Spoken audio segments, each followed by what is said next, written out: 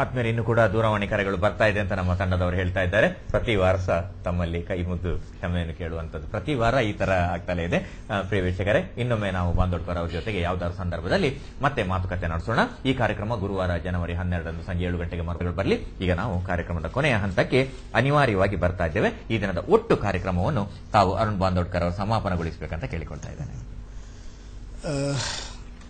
ಜನಮನ ಕಾರ್ಯಕ್ರಮ ಅಂದರೆ ಜನರ ಮನವನ್ನು ಮನಸ್ಸಿಗೆ ಮೆಚ್ಚುವಂಥ ಕಾರ್ಯಕ್ರಮ. ನಿಜವಲ್ಲೂ ಹೆಸರೇ ತುಂಬ ಚೆನ್ನಾಗಿದೆ.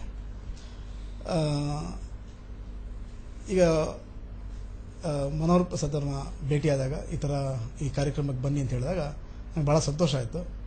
ಯಾಕಂದರೆ ಈ ಒಂದು ಅಪರೂಪದ ಅವಕಾಶ, ಎಲ್ಲರನ್ನೂ ಭೇಟಿಯಾಗೋದಕ್ಕೆ, ಮಾತಾಡೋದಕ್ಕೆ, ನೇರವಾಗಿ ಮಾತಾಡೋಂಥ ಅವಕಾಶ. ಅದಾದ ನಂತರ ನಾನು ಇಲ್ಲಿ ಮಂಗಳೂರಿನಂಥ ಹಳೆಯ ನನ್ನ ಸ್ನೇಹಿತರು ಅವರಿಗೆಲ್ಲ ಈ ಥರ ಕಾರ್ಯಕ್ರಮ ಇದೆ ಅಂತಂದಾಗ ನಾನು ಮೊದಲು ತಿಳಿಬೋದ್ರೆ ಜನಮನ ಕಾರ್ಯಕ್ರಮ ಅತ್ಯಂತ ಮಂಗಳೂರಿನಲ್ಲಿ ಜನಪ್ರಿಯ ಕಾರ್ಯಕ್ರಮ.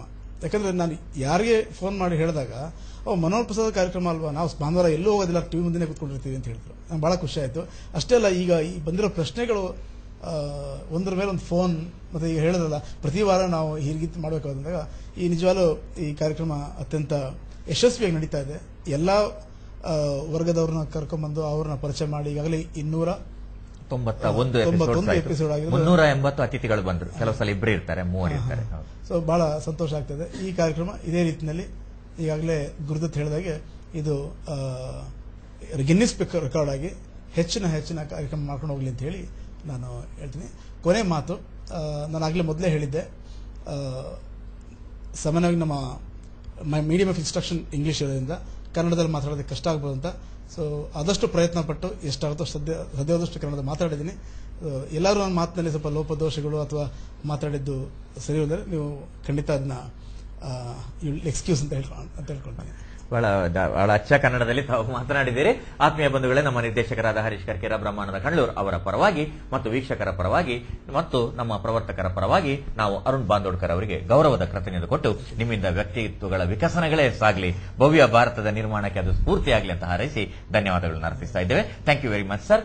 ಆತ್ಮೀಯರೇ, ನಮ್ಮೆಲ್ಲ ವೀಕ್ಷಕರಿಗೆ, ನಮ್ಮೆಲ್ಲ ಪ್ರವರ್ತಕರಿಗೆ, ಎಲ್ಲ ಕೇಬಲ್ ಟಿವಿ ಆಪರೇಟರ್ಗಳಿಗೆ ಕೂಡ ಸಿಸಿ ಇಂಡಿಯಾ ಬಳಗದ ವತಿಯಿಂದ ಧನ್ಯವಾದಗಳು. ಕಳೆದ ವಾರ ಭವಿಷ್ಯ ದರ್ಶನದಿಂದ ಇವತ್ತು ವ್ಯಕ್ತಿತ್ವ ವಿಕಸನ ಆಗಿದೆ. ಮುಂದಿನ ವಾರ ಹೋಮಿಯೋಪತಿ ಎಂಬ ಒಂದು ಪದ್ಧತಿಯ ಜೊತೆಗೆ ಮತ್ತೆ ಹಳತು ಹೊಸತುಗಳ ಸಂಗಮದ ಜೊತೆಗೆ ನಮ್ಮ ಜನಮನ ಹೀಗೆ ಸಾಗ್ತಾ ಇರ್ತದೆ. ಜನಮನ ತಂಡದ ಪರವಾಗಿ ತಮ್ಮೆಲ್ಲರಿಗೂ ಕೃತಜ್ಞತೆಗಳನ್ನು ಅರ್ಪಿಸ್ತಾ ಈ ದಿನದ ಕಾರ್ಯಕ್ರಮವನ್ನು ಮುಕ್ತಾಯಗೊಳಿಸುವ ಮೊದಲು ಪುಟ್ಟ ತುಣುಕು ಮಾತ್ರ, ಅದು ಕವಿವರ್ಯರವರಿಂದ ನಾವು ಆರಿಸಿಕೊಂಡ ಪುಟ್ಟ ತುಣುಕಿನ ಜೊತೆಗೆ ಕಾರ್ಯಕ್ರಮವನ್ನು ಮುಕ್ತಾಯಗೊಳಿಸೋಣ. ಹೊಸ ವರ್ಷದಲ್ಲಿ ನಾವೆಲ್ಲರೂ ಕೈಗೊಳ್ಳಬೇಕಾದ ಪ್ರತಿಜ್ಞೆ ಒಂದೇ ಒಂದು. ಹೊಸ ವರ್ಷದಲ್ಲಿ ನಾವೆಲ್ಲರೂ ಕೈಗೊಳ್ಳಬೇಕಾದ ಪ್ರತಿಜ್ಞೆ ಒಂದೇ ಒಂದು, ಏನೆಂದರೆ ಅದನ್ನು ಮುರಿಯುವುದಿಲ್ಲ ಎಂದು. ನಮಸ್ಕಾರ. ಅಂತಿಂತ ಜನಮನವಿದಲ್ಲ, ಇದರಂತ ಕಾರ್ಯಕ್ರಮವಿಲ್ಲ. ಅಂತಿಂತ ಜನಮನವಿದಲ್ಲ, ಇದರಂತ ಕಾರ್ಯಕ್ರಮವಿಲ್ಲ. ದಕ್ಷಿಣ ಕನ್ನಡದಲ್ಲೆಲ್ಲ ಜಯಭೇರಿ ಹೊಡೆಯುತ್ತಿದೆಯಲ್ಲ. ದಕ್ಷಿಣ ಕನ್ನಡದಲ್ಲೆಲ್ಲ ಜಯಭೇರಿ ಹೊಡೆಯುತ್ತಿದೆಯಲ್ಲ.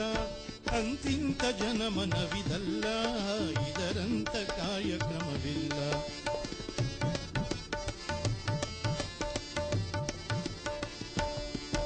ಸಾಧನೆಯ ಹಾದಿ ಬಲು ಹಿರಿದು, ಸಾಧನೆಯ ಹಾದಿ ಬಲು ಹಿರಿದು, ಜನಪ್ರಿಯತೆ ನಿಜವಾದ ಬಿರುದು. ಸಾಧನೆಯ ಹಾದಿ ಬಲು ಹಿರಿದು, ಜನಪ್ರಿಯತೆ ನಿಜವಾದ ಬಿರುದು. ಅಂತಿಂತ ಜನಮನವಿದಲ್ಲ,